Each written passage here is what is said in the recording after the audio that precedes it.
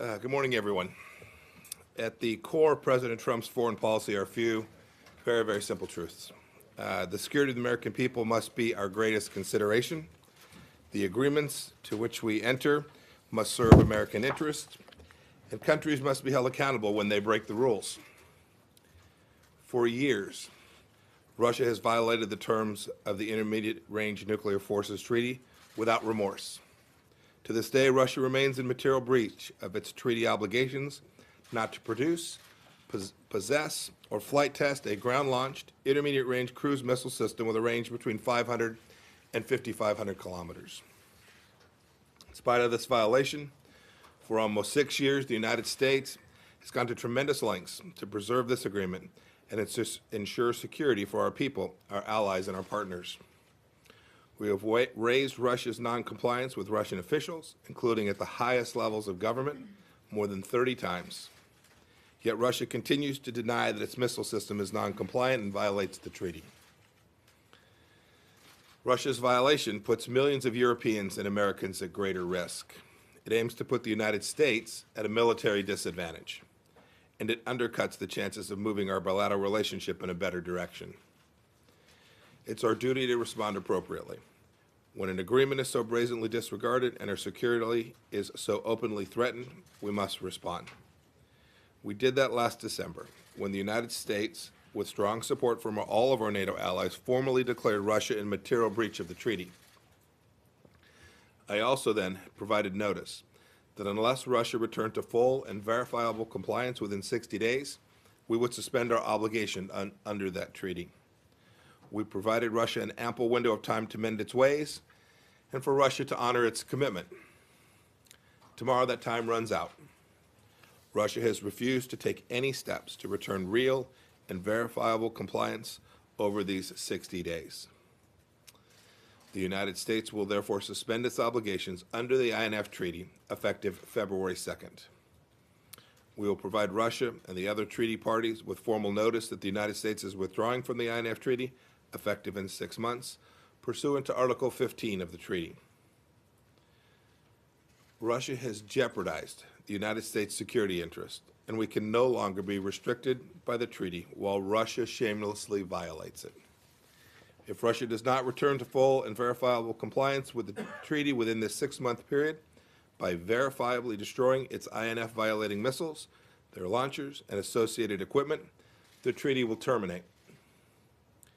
Before I close, I want to give a special thanks to our NATO allies who have stood with us in our mission to uphold the rule of law and protect our people.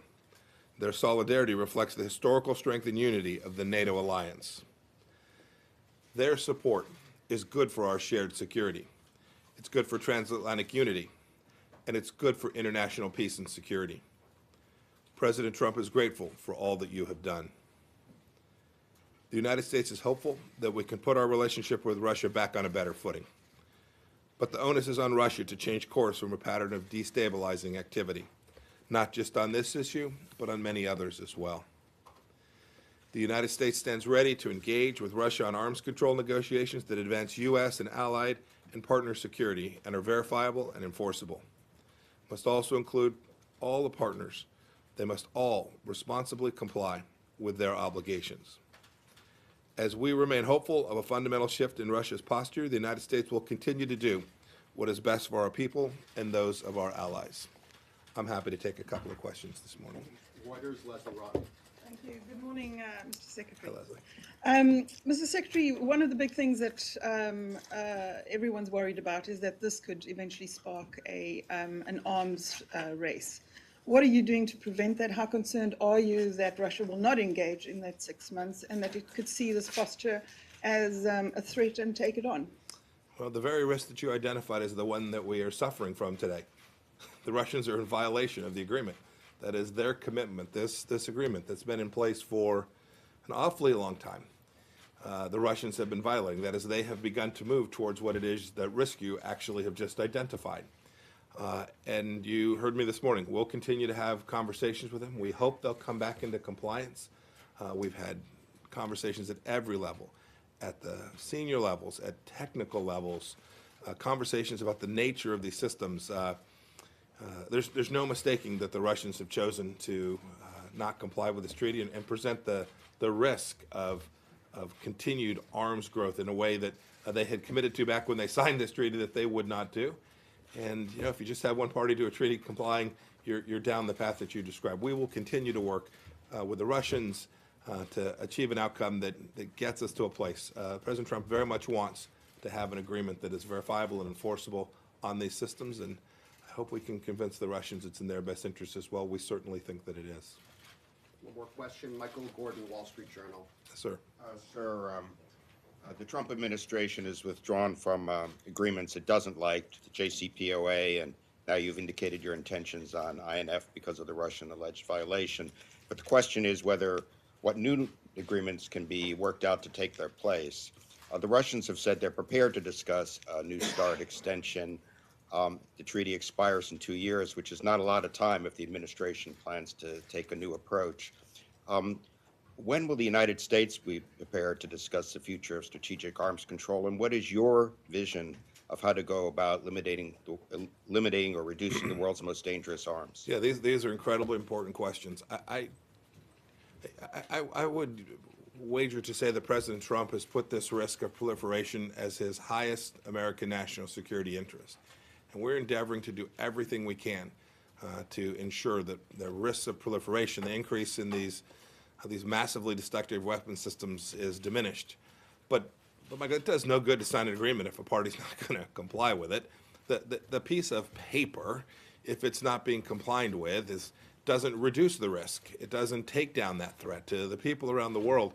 The INF document today is being violated by the Russians. That is the very agreement that they signed up for. We didn't force them into the agreement. They decided this was in their best interest. They've now decided it's not in their best interest to comply with that agreement.